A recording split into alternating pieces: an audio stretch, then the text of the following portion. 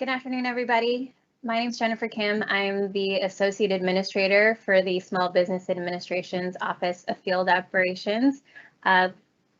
Feel privileged to honor everybody to another SBA Elevating Small Business Series event.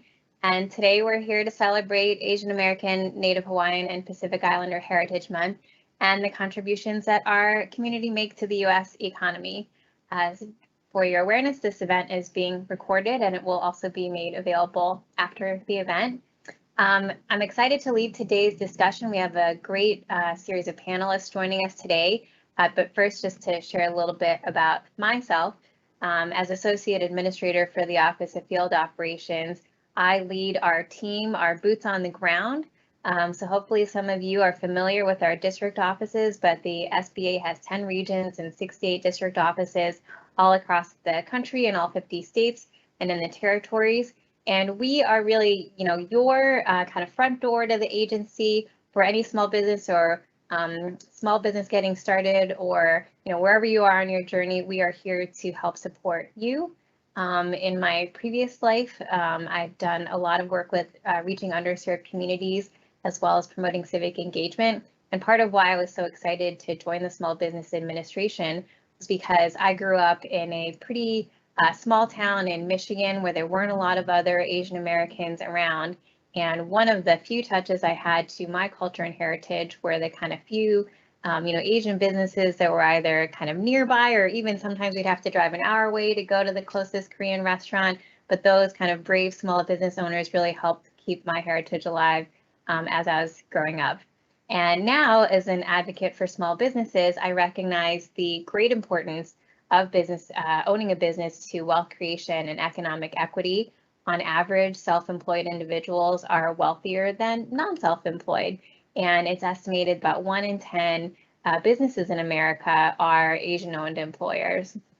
And earlier this month, we celebrated National Small Business Week and the kind of resilience and tenacity of America's entrepreneurs who are doing their part to power our nation's historic economic comeback.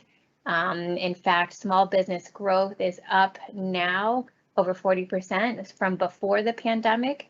And really, the folks that are leading the way are actually a lot of women business owners and business owners of color. And while there's a lot more work still to be done under the Biden-Harris administration, we're well on a path to building a more inclusive and competitive economy. And we're committed to working to ensure that we support business owners at every stage in their business journey. So again, I'm excited to welcome you all here today. And right now I want to introduce our panelists, and I'll call on them and they can give a little background about themselves as well.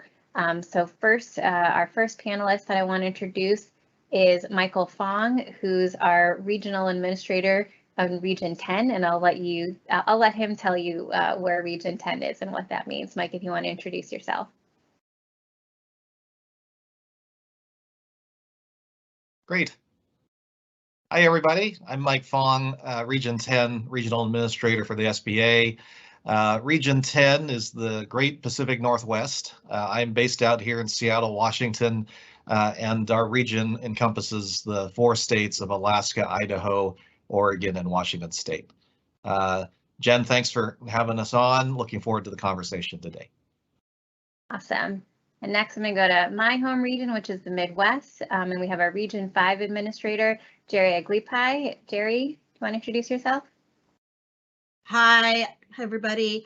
I'm Geri Aglipay, Regional Administrator for Region 5, which is also known as the Great Lakes region. I oversee the field office operations in 6 states and 7 offices: Illinois, Indiana, Michigan, Minnesota, Ohio, and Wisconsin as well. We have a wonderful team here overseeing the Great Lakes region, and I'm looking forward to the conversation about Asian American, Native Hawaiian, and Pacific Islanders for Heritage Month. Awesome. Thanks, Geri. Excited to have you. Next, I'm going to go to Chiling Tong, who is a distinguished member of the SBA's Council on Underserved Communities, as well as the President and CEO of National ACE. Chiling? Hi, how are you? My name is Chiling Tong. I'm the President and CEO of the National Asian Pacific Islander American Chamber of Commerce and Entrepreneurship. We represent 2.5 million AAPI business owners, and also we have about 100 affiliate AAPI chambers and partners throughout the country. During the pandemic, we have successfully run several grants programs in partnership with corporate partners that have allowed us to help thousands of AAPIs in need of relief. Awesome. Thank you, Chiling. And last but certainly not least, we have a member of the small business community themselves, Dr. Guofang Wang from Pennsylvania. Welcome to you. Open, you're muted, Dr. Wang.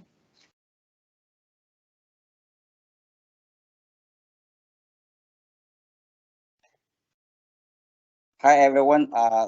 Thanks for inviting me. I'm not sure exactly what region we are. I'm in Philadelphia. I'm a physician. Our company name is Everest Medical Group, which provides comprehensive senior care, aging at home. We have several business sublines. We have a total of 250 employees right now, and we plan to create 300 more jobs in the next 5 years if we can find them. Awesome. Thank you for joining us and being the small business voice on our panel. Well, thank you for those introductions, everybody, and we'll get started with the discussion. And, just want to say, I think what everybody knows is that it's been a tough few years for everyone, in kind of all senses of the word with the pandemic. The Asian American community has experienced kind of some disproportionate effects from that. Native Hawaiians and Pacific Islanders actually experienced some of the highest mortality rates from COVID.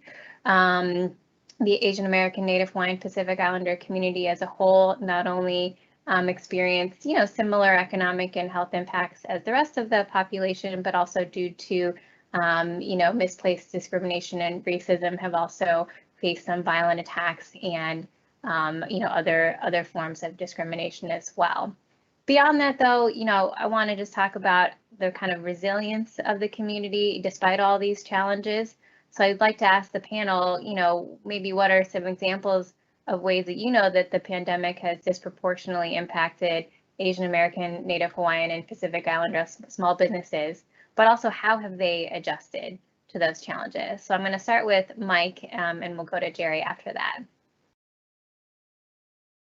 Sure, thanks, Jen. And you highlighted a few of the elements that we've also been hearing out here in the Pacific Northwest. The communities facing the dual challenges of both anti-Asian sentiment, stigmatization, really going all the way back to as early as December of 2019. So the lingering and persistent effects of some of those issues remain and continue to today.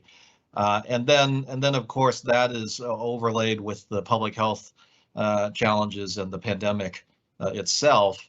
And consistent with some of the data you cited, New York had released a study that nearly 90% of older Asian American small business owners experienced revenue declines across the country, which is higher than any other racial group that was evaluated and assessed as part of that analysis. And then, of course, the health impacts, the disparity in the health impacts, as you've noted, for AA and HPI community has also been challenging. Kaiser Family Foundation found that 57% more hospitalizations and people dying from COVID from the Asian American community relative to their white counterparts from similar socio and economic backgrounds. So I really want to emphasize that, and I'm sure the other panelists have probably heard similar things, that this has been, the impacts are not just really exclusive to small businesses themselves, but we have a community-wide impact that we're trying to deal with here. And but on the ground, the entrepreneurial spirit and persistence of AAPI community owners, small business owners, is palpable. And as we start moving out of the survival mode and into recovery, there's no question. I hear a lot of optimism, a lot of strength in the community, and on the ground, we're hearing about people moving from survival mode into growth and market expansion. So I'll stop there because I'm sure others have other comments, but I'm feeling a definite sense of shifting towards optimism in the community. Great, glad to hear about optimism in the community. Geri? You know, in terms of the Asian American, Native Hawaiian, Pacific Islander group, everything that Mike said in terms of how, you know, Asian American, Native Hawaiian, Pacific Islander, or AANHPI have been disproportionately impacted by the pandemic. I think to provide it some context as to how it's also affected the startup growth and viability of small business in the last 2 years is also the fact that, you know, Asian Americans, or AANHPI, have actually become they've displaced Blacks as the most economically divided racial group in terms of income disparities as well. And so what that means is that's also affecting the asset building capacity and the investments to put in equity to start their own business. Also, we know that starting a business is the next best way to building wealth in America. And for many AANHPI businesses, a lot of whom are immigrant businesses, whether it be first, second, third, or even fourth generation businesses, this means also family generational wealth for themselves. What's been challenging, of course, is the racial bias, which has affected roughly 30% of AANHPI businesses, but not only those businesses themselves, but the communities and the business corridors in which they reside as well. There's been a lot of resilience and allyship with the AANHPI, with, you know, along with the African American, Blacks, Hispanics, and Native Americans, and in fact, all the community in addressing anti-Asian hate and its detrimental economic impacts. But it has played a role when we also consider the context of where AANHPI are in terms of being the most economically divided racial group with income disparities in this country also. I think what we're seeing in regards to what Regional Administrator Fong has also said is the resiliency of AANHPI communities to also look inward and tap into that asset of what community is. But some of the challenges are with the community is some of the cultural norms and mores, which I think we can get into later on as to what some of those barriers may be for growing businesses from, you know, a financial, social asset capacity as well. But the resiliency and the help that I have heard in this last month by AANHPI business owners is the support of the SBA in helping to really stabilize AANHPI businesses, and that they would not have survived without the financial assistance and disaster relief programs. And so looking forward to that, you know, as you know, Jennifer and Mike, as my colleagues, we're very poised at the SBA to support recovery and long-term sustainability of AANHPI businesses. Awesome. Thank you, Geri. And Chiling, how have you maybe seen AANHPI small businesses adjust? Your organization is full of entrepreneurs and, you know, tenacious folks. Jennifer, thanks for the question. I just want to use this opportunity to show my appreciation to Administrator Guofang and SBA leadership team, who always help uplift and support underserved communities. Jennifer, Michael, Geri, you all have dedicated so much to our community for your previous job. We really appreciate. Also, you're leading us, you know, leading SBA to help the AAPI community. As Michael and Geri mentioned, the pandemic has created a lot of uncertainty and challenges for all small business owners. For the AAPI community, entrepreneurs have been faced with many challenges. Based on our survey, a national ACE survey with U.S. Black Chamber, U.S. Hispanic Chamber, and Reimagine Mainstream, 70% of female AAPI business owners say that they are still feeling the impact of COVID-19. While anti-Asian sentiment has been constant concern and challenging for our community, we also want to call attention to the struggles they face as it relates especially to the access to capital. Like our survey also, find out many of our AAPI entrepreneurs miss out some critical resources, and because they think they are not qualified for aid, they have language barriers and also lack a relationship with bank or unaware of relief opportunities. Now, 2 years later, we are learning that AAPIs are still struggling to access to capital. In our most recent survey, we found that almost half or 44% of AAPIs have no chance or not much of a chance to find an unexpected 5,000 business expense. However, having said that, based on our survey, 70% of AAPI business owners are optimistic about the future of their business. We know that AAPIs have been able to pivot. Many continue to face an uphill battle to recovery, but there are many success stories for AAPI entrepreneurs. The reason for those entrepreneurs, because they can adapt their business to the new reality. They adjust their business model to reflect behavior changes. For example, how customers spend money through online. And also, they also consider what the new trends might mean for how much the business create and deliver value.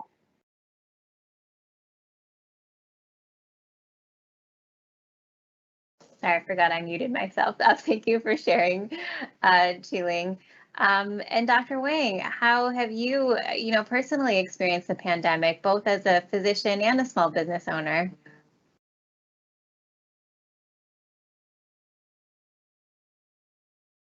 Oh, and you are also muted.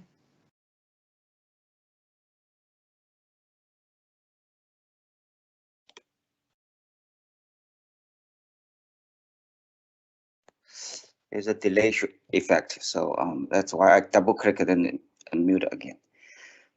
Again, thanks for inviting me to give me the chance to share some of our experience, which I think is targeted to help in general business. Honestly, we are in a health care service sector. As you may aware that healthcare is kind of a disaster and recession kind of resistant. When situation like a COVID-19 happened into this country, actually healthcare sector in general doing relatively well compared to other business. I know a lot of other businesses are struggling, especially small businesses. Such as a restaurant, hotel, hospitality, that's kind of a service sector. But for us, actually, the demand has been increased compared to pre-COVID. So because we are busy, we financially, we are doing okay. For us, our challenge is able to find the talents, and it's been struggle for that matter, and increase the cost of operating the business as well. We need a PPEs, personal protection equipment. That's an additional cost to us per say individually. We have to provide face masks, etc. Gowns, disinfectant as such. So, but overall, we are doing okay. Now, I would share some of our experience. I personally believe that a successful business, there are two important components. One is information or / intelligence, and you need the right information. You need to know, position yourself, which sector of the business you are in. What's the business stage? Is the business overall in general is in the infancy stage, climbing stage, plateau stage, or declining stage. You don't want to be jumping in the declining stage. So those require some professionals help analyze it. And actually, we started like urgent care in 2016. I would say at that time is kind of an infant or early rising stage of the business. So urgent care now become a model for many, and because of its convenience. And also where we can collecting those information. That's what I want to share. First example is the webinar like today's, and definitely will provide some information. So participate, those helps. Another one I would say professional convention. It doesn't matter what kind of industry sectors you are in. There's many conventions, meetings out there. You can attend these. Actually, you can get lots of information from that. And we just came back from urgent care convention, and even though we've been operating for years, we still feel we learn a lot from that convention. We're still digesting lots of information, lots of helpful information. So for if you are startups, and I would strongly recommend attend one of those conventions and collect information. Besides those conventions, all the professionals with the same interests and usually do not view each other as a competitor. Mm-hmm. So they are willing to help. One of the themes of this convention is sharing. And we're talking about you probably need to talk to a predecessor to get some information. But the convention is a place to go to get those valuable information without compared to talk to a local same business. They may feel you are a threat or competitor. Right. Yeah. So that over there, it's everybody is free, and they are willing to help. Okay. Well, I'm glad you were able to access so many resources. I know some of them are ours and some of them are, in your profession, but we're always glad to hear success stories of folks like you that were able to access our programs. And I'll ask Geri and Mike actually, obviously the SBA, although we've definitely spent a lot of resources, under President Biden, we provided over $450 billion in relief to millions of small businesses, but we're not done. We have even more programs and we're looking ahead to the future. So would love to hear a little bit more about opportunities that everybody sees for AA and HPI business owners. So maybe we'll start with Geri this time and then go to Mike.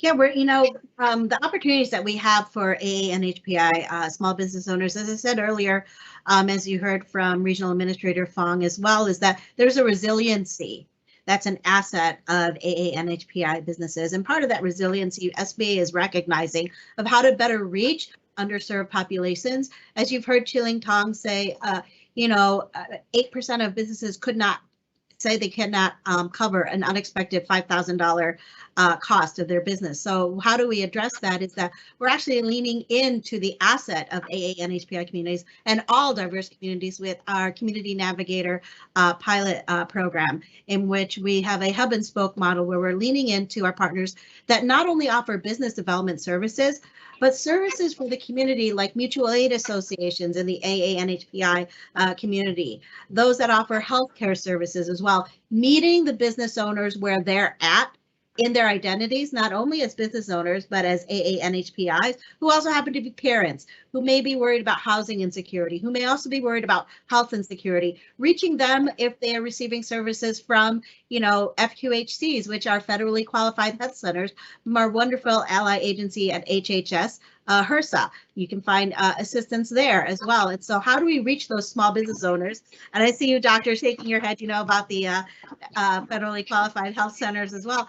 But we understand that there is a number of AA and HPI business owners and their employees that they employ as well, who also may be accessing these services. And with the Community Navigator pilot program, we are reaching business owners through our partners in the community as assets to actually make sure that they are connected to the business services that are no cost with our providers, such as the Small Business Development Centers, the Women's Business Centers, Veterans Business Opportunity Centers and such, to get that no cost assistance. And let me be clear, this is by certified staff. These aren't just volunteers. These are really well-connected, experienced, certified staff at the SBA powered programs, provide no cost services for these business owners. And they can also assist from a culturally competent manner. And that's where SBA is recognizing whether equity is and valuing inclusion by the Community Navigator pilot program, which is we also recognize that we can't do this alone. We have to address the ecosystem of support for small businesses by leaning in with partners like ACE and other community organizations and chambers to provide the assistance that are particular to the needs and nuances and cultural mores of AA and HPI businesses. The way that AA and HPI business owners bank sometimes, they typically don't understand debt management. And will sometimes start their businesses purely on their savings and retirement, which is something that is not exactly the wisest to do from a business standpoint. Maybe from a consumer lens is the aversion of debt, but debt is actually great, and is why we've got wonderful products at the SBA like Community Advantage Program, where you're literally using the assistance offered by the federal government and our trusted lenders to help you find that funding to grow. I'm going to turn it over back to you, Jen, because I'm sure Regional Administrator Fong has a lot more to add to that as well. Well, we should put "debt is great" on a T-shirt or something, Geri. But yeah, Mike would love to hear more about other opportunities you see for AA and HPI business owners. Sure, and Geri covered a lot of the breadth and depth of SBA's programming already, but I might just add, if there was a silver lining in the pandemic, is the sheer order of magnitude in terms of small businesses that SBA and really the Biden-Harris whole government response to the pandemic, as far as our ability to reach and create new connections with small business owners and entrepreneurs. And just one example, typically in the Pacific Northwest, our traditional loan portfolio programming, we would do 3,000-4,000 loans region-wide a year. During the pandemic in Washington State by itself, we did 300,000 loans and grants and awards. So the order of magnitude here in terms of the number of businesses and SBA's brand recognition across the country is higher than it's ever been in its history.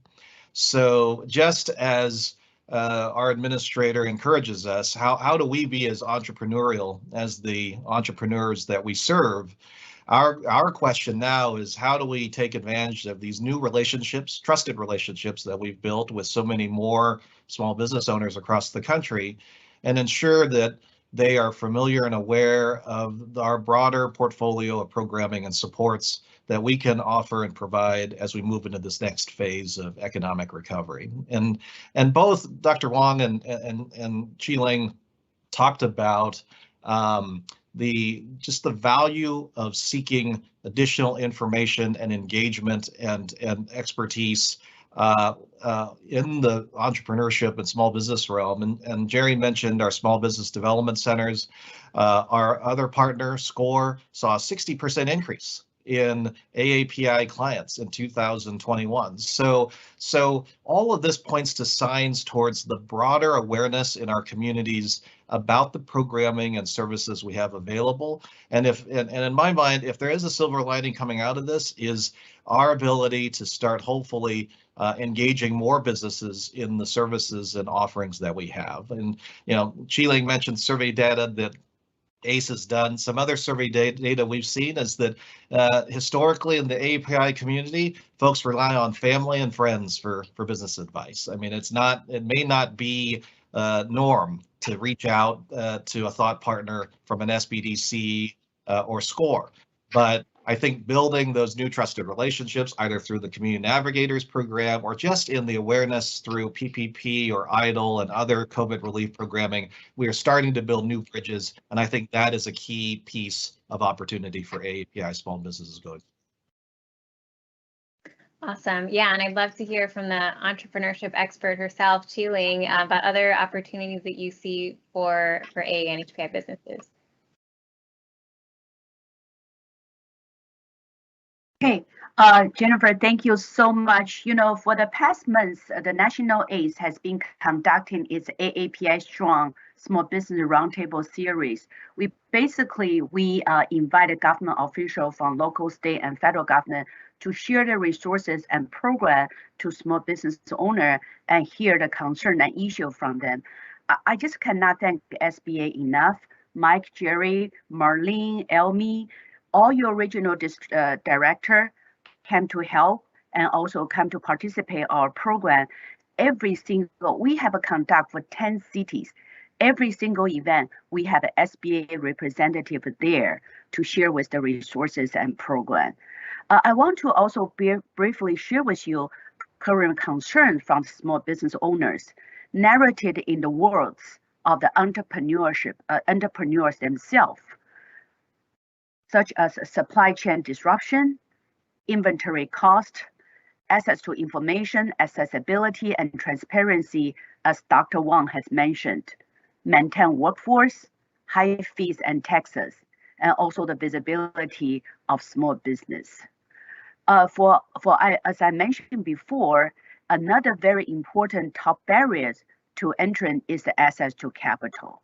So they primarily rely on their saving and funding from friends and family for startup capital and business development. And also, they also struggle to identify trusted resources to rely upon when they are in need of assistance or funding. Part of this is due to language barriers, given that at least 28% of AAPIs have limited English proficiencies. AAPI speak over 40 different languages, and they simply are not enough in language service to meet the needs of all non-English speaking AAPIs. In addition to language barriers, AAPIs also face challenges funding accurate, up-to-date resources on sharing a business, such as technical assistance program. I really thank the SBA to offer so many different programs to small business owners. This is our duty to let more small business owners to know, about your great program. We also know that the recent codification of MBDA and funding through the SSBCI program at the Treasury technical assistance program will receive more attention and funding. So it is absolutely critical that AAPIs are included in efforts to ramp up those programs. Awesome. Yeah, Chiling, I really appreciate you highlighting some of those challenges. Some challenges are universal to all small business owners, right? But then there are challenges that I think are unique to our community. And even you have to break down our community into kind of its different parts, since it's not a monolithic community, right? So I think, as Geri mentioned, there's a lot of income disparity. There's difference in education levels. There's difference in backgrounds and different cultural norms within the AA and HPI community. And that all impacts, I think, how folks are doing business and how they're experiencing, how they're connecting to different services. So I think those challenges are really important to highlight. I'd love to go to Geri next, though, because I know she has, I think, some examples of how businesses, AA and HPI businesses in her region have been creative about overcoming some of these challenges. Geri? Yeah, for AA and HPI businesses that I've spoken to for overcoming the challenges is that they've connected with the community organizations that help provide that language assistance into distilling what is needed of them to navigate loan application and such. And a lot of it is with our community economic development groups that may provide funding also, such as through SBA microloans and such. They have a portfolio of program services where these nonprofit organizations, and this is really key for those of you listening, there are community economic development groups that are out there, and you can find it through organizations that are associations of these groups that receive federal funding. There's a portion of their program services that are devoted to business development. And by virtue of the fact that they're embedded in the community, they're able to provide those language access services that Chiling alluded to, that's needed in the community. In my prior role, I was able to translate a navigating lending piece into 17 AAPI languages, and that was done at no cost by a nonprofit partner. And so we have, again, the assets of our community as AA and HPI. We look to one another for that unity and that, solidarity of how are we addressing a problem and a solution? What is the collective solution for collective impact? Can somebody provide language access translation for one another and for our community in order to come? And they've been very scrappy and innovative in actually working with those mutual aid associations into helping translate into just plain speak, not what we're seeing, in the loan documents and such, but plain speak as to what is actually needed to navigate lending, because access to capital is a problem, and they tend to draw upon their own funds and savings, which we do not want them to do. It kind of defeats the purpose. Well, it doesn't kind of, it does defeat the purpose of, how do we grow our generational wealth if we're actually tapping into our future security for retirement and for the long term. So that's how I've seen AAPI and HPI businesses be innovative in that and that speaks to why SBA has mimicked a similar organic relationship with the Community Navigator pilot program as well, leaning into the assets of the community because there is those cultural mores and norms that AAPIs have about not knowing how to navigate a bank. And for everybody, a bank is a bank is a bank. Well, you can imagine if you learn something from your parents who come from a different ancestral homeland where there may be a lack of banking services, you learn by what you model on. And so we here at the SBA want to make sure that, we support the communities but we also want to give them unbiased information of how you better navigate the barriers of understanding how to access that capital, while also addressing the cultural mores and norms that you are not used to. Of owing people debts and such, and what that means, how that's different from being a family member or consumer versus being a business owner and having debt and navigating that capital. Awesome. Yeah, great stuff happening all over the country with a lot of great partnerships from our district offices. Other panelists curious anything to add? Any other ways you're seeing businesses adapt or overcome here? Dr. Wang? Yeah, try to unmute. Yeah, go ahead. Okay. So I want to go back a couple of panelists talking about SBDC, Small Business Development Center. We are an example of benefit to this service. We use the service sponsored by the Hawaiian University and the business school led by Lennon Agudo and Drake Nakaishi. During the process, they helped us did lots of research, and they used their students as a resource to reach out and did a very good research for us, market study, feasibility. and weakness, strength, etc. And these are free service, as mentioned by the earlier one panelist I mentioned, I forgot. It's certified professionals, and it's free for the small business.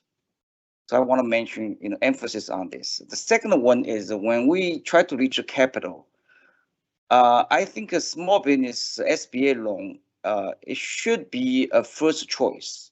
For any startups, the difficult is to reach the capital. We have this kind of experience for sure.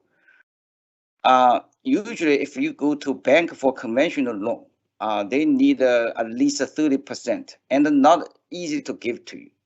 Usually, if your startups, forget it, and they're very, very difficult unless you pay half the interest rate. Small business loan, actually, I feel this to help startups very, very well. Why? Now it's a combination of a traditional loan and a small business loan, and the small business loan usually as a second lien, if I understand it correct, and the traditional loan will be the first lien. When the traditional loan banks saw you have a second lien government backup, they are much more willing to give you the loan. So I think that this is really a good chance, good place to get a loan. And also earlier we talked about information, and SBDC, Widener University, they not just give us above service, but also help us see what's available. And for example, we get a redevelopment assistant capital program that's called RCAP. Thanks for the Governor Wolf. He granted 2.5 million to us, to our project. This is very helpful. This is additional information that usually SBDC can help small business startups because they do not know everything. And definitely SBDC is a place to use their service. So I'd love to, so a big priority of both President Biden and Administrator Guzman is reaching underserved communities. And it's definitely one of my priorities as well, is like, what can we as SBA do, not only to continue serving the kind of customers that we have currently, but how do we reach new people? And so Dr. Wong, and then I'll come to you, Chiling, but Dr. Wong would love to hear, how did we find you, and how do you think we can find more AA and HPI business owners that might not know about SBA services and the great programs that like our SBDCs have? Oh, and you're muted again.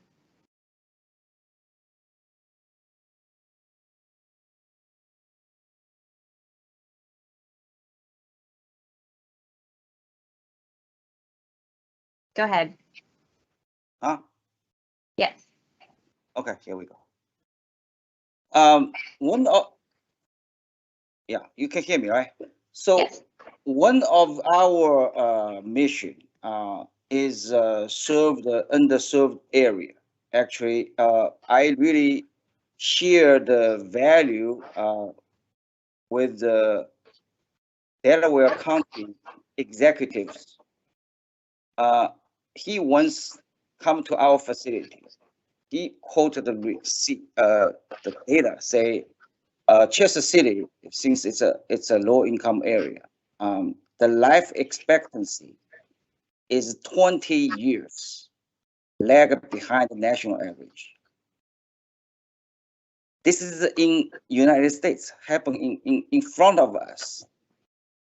As a government official, if we do not do anything, this is immoral. That's his words. Okay. So I share the same value. I feel this is area where healthcare has an issue. It's a way underserved area. And we stepped in. I developed this kind of idea, try to close the gap of disparity healthcare disparity. Since my residency, I did a project when I was doing the resident. So from there on, this always in my mind, how we can contribute disparity, healthcare disparity. So first of all, things, of course, education, right? And the second is accessibility. We cannot do everything, but we at least doing something to try to shrink that gap by step into those areas. Another reward is that if you go to those underserved area, government has a lot of funding targeted for that, and the business need to know. So if they see small businesses, they see those kind of opportunity, they may be more willing to step into those areas. Another factor is that I will give you example why the education is so important. People are sometimes fear to go to those lower income area because they're afraid of safety. Okay, I give you example. In this Chester city, this is we call Act 47 city, which meaning desperately need help. They built a soccer stadium there. First they opened was 2010. Okay, and I was attended those watch those soccer game. I'm a soccer fan. Watched the soccer game. Philadelphia is a team called Union. I forgot what the opponent was because Philadelphia lost. So I don't want to remember their name. So, but anyway, when we initially first year, when we go in to watch the game, the police car are, I would say probably 1 mile radius everywhere. Police car. They want to be the be 100% safe. And then now after 10, 12 years, when I go to the game, there's no police car. Why? Because over the years, there's no big event. There's no need for those extra security. It's initially people think it's not safe, but actually they are safe. So I use this example. I hope can relieve some of the business if they think about, oh, it's not safe to go over there. Think again. Well, glad to hear about some of the work that you're doing, and thank you for, just as a physician during the pandemic, doing what you do. Chiling, you are part of the newly formed Council on Underserved Communities, led by Administrator Guofang. Would love to hear any insights you have from your work there before we close out. Sure. I'm so honored to have been selected by Administrator Guofang to serve on the Council of Underserved Community on behalf of the AAPI Small Business Community. The Council focuses on creating equity in government contracting for all socioeconomic groups and creating more avenues for access.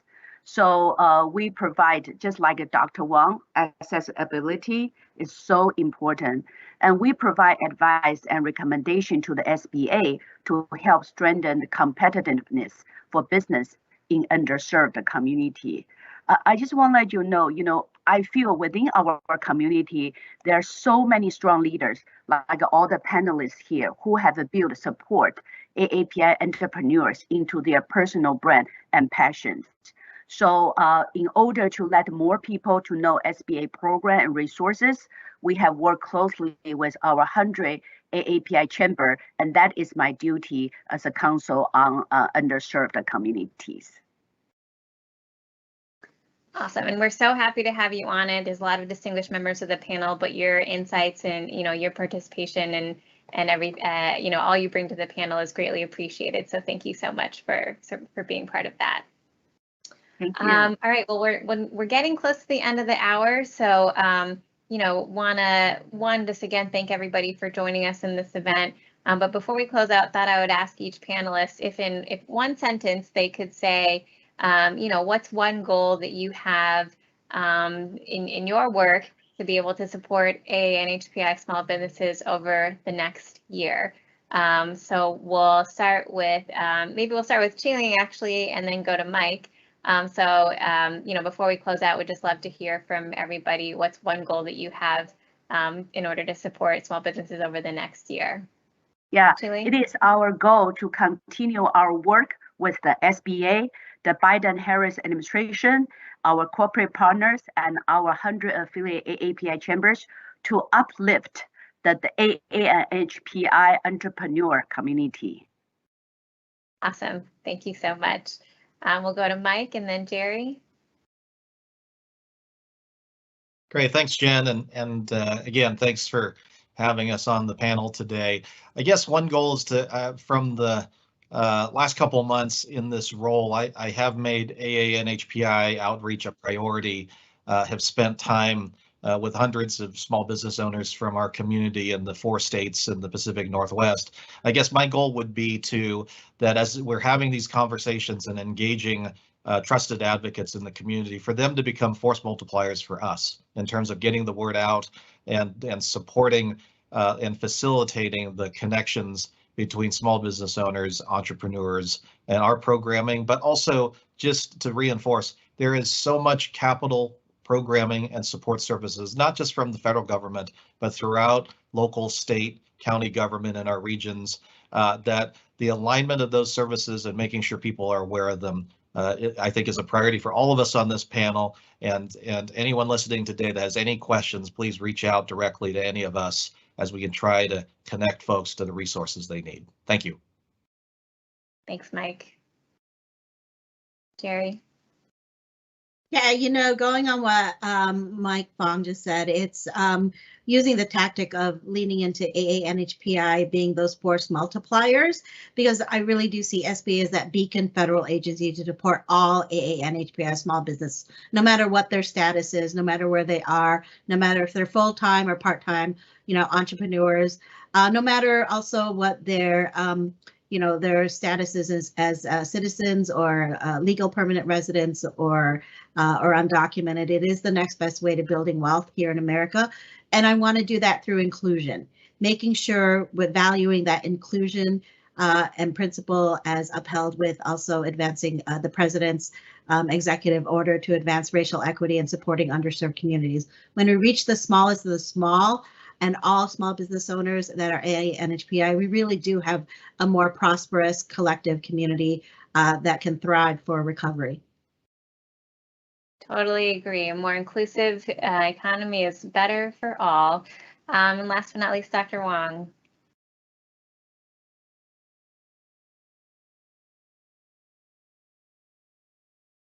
Oh, and you're muted one more time, Dr. Wang.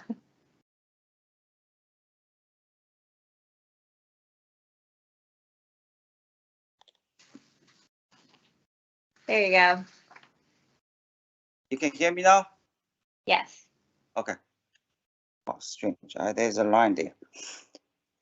Looks like I'm the only business representative today, so on the panelist.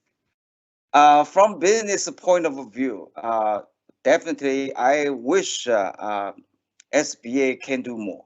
And what you can do also the connection. For example, I'm willing to offer help if people willing to come to the Chester City.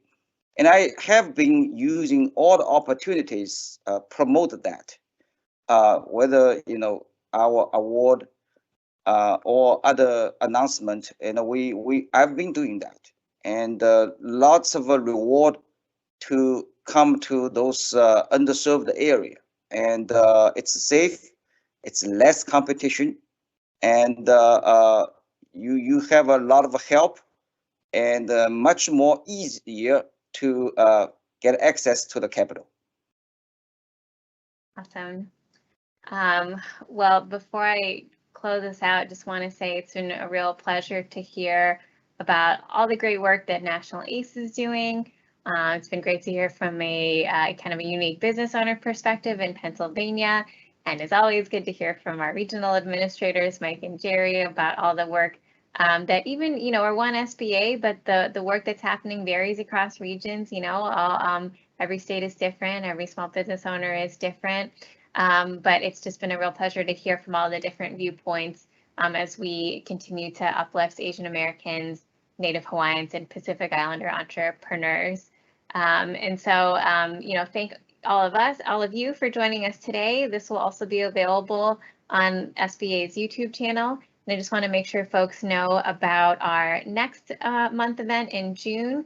Our next Elevating Small Business series will be as we celebrate LGBTQ Pride Month.